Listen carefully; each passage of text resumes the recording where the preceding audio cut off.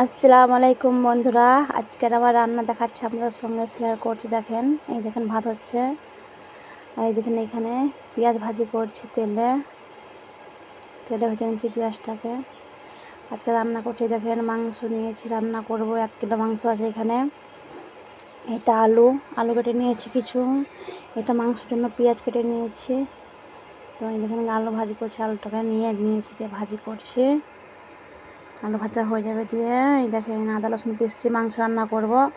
আজকে তো অনেক প্রবলেম, কারেন্ট নেই, ওই জন্য সিলবাটায় বেটে নিচ্ছি আদা রসুনটা।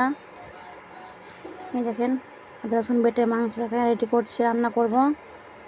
আজকে কারেন্ট ছিল না বলে অনেক প্রবলেম ছিল, ওই জন্য আজকে এখানে প্রবলেম হলো রান্না করতে। গ্যাসের মধ্যে রান্না করছিলাম।